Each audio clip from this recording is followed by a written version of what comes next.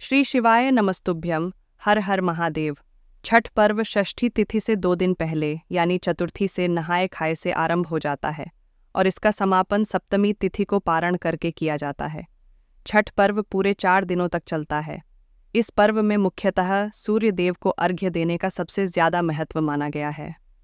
तो चलिए जानते हैं छठ पूजा की तिथियां, अर्घ्य का समय और पारण समय क्या है। नमस्कार दोस्तों, आपका स्वागत है हमारे चैनल ज्ञान का सागर में।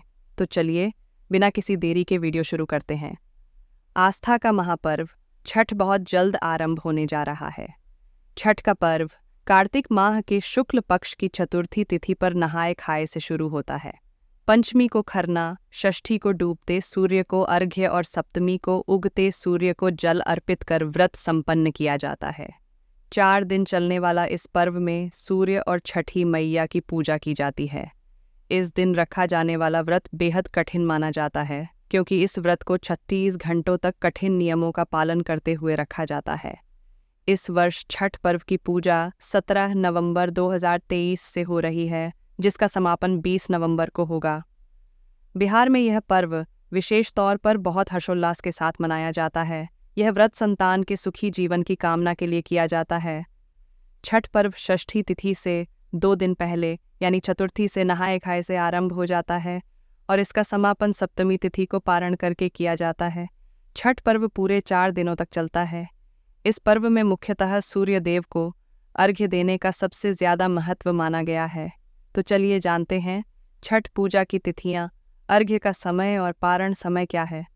नहाए खाए तिथि छठ पूजा का यह महापर्व 4 दिन तक चलता है। इसका पहला दिन नहाए खाए होता है। इस साल नहाए खाए 17 नवंबर को है। इस दिन सूर्योदय 6:45 पर होगा, वहीं सूर्यास्त शाम 5:27 पर होगा। बता दें कि छठ पूजा की नहाए खाए परंपरा में व्रती नदी में स्नान के बाद नए वस्त्र धारण कर शाकाहारी भोजन ग्रहण करते हैं। इस दिन व्रती के भोजन ग्रहण करने के बाद ही घर के बाकी सदस्य भोजन ग्रहण करते हैं। खरना तिथि खरना छठ पूजा का दूसरा दिन होता है। इस साल खरना 18 नवंबर को है। इस दिन का सूर्योदय सुबह 6:46 पर और सूर्यास्त शाम 5:26 पर होगा। खरना के दिन व्रती एक समय मीठा भोजन करते हैं। इस दिन गुड्ड से बनी चावल की खीर खाई जाती है। इस प्रसाद को मिट्टी के नए चूल्हे पर आम की लकड़ी से आग जलाकर बनाया जाता है। इस प्रसाद को खाने के बाद व्रत शुरू हो जाता है। इस दिन नमक नहीं खाया जाता है। संध्या अर्घ्य का समय छठ पूजा पर सबसे महत्वपूर्ण दिन तीसरा होता है। इस दिन संध्या अर्घ्य का होता है। इस दिन व्रती घाट पर आकर डूबते सूर्य को अर्घ्य देते हैं। इस साल छठ पूजा का संध्या अर्घ्य 19 नवंबर को दिया जाएगा। 19 नवंबर को सूर्यास्त शाम 5:26 पर होगा। इस दिन टोकरी में फलों, ठेकुआ, चावल के लड्डू आदि अर्घ्य के सूप को सजाया जाता है। इसके बाद नदी या तालाब में कमर तक पानी में रहकर अर्घ्य दिया जाता है। उगते सूर्य को अर्घ्य चौथा दिन यानी सप्तमी तिथि छठ महापर्व का अंतिम दिन होता है। इस दिन उगते सूर्य को अर्घ्य देने के बाद व्रत का पारण का होता है। इस साल 20 नवंबर को उगते सूर्य को अर्घ्य दिया जाएगा।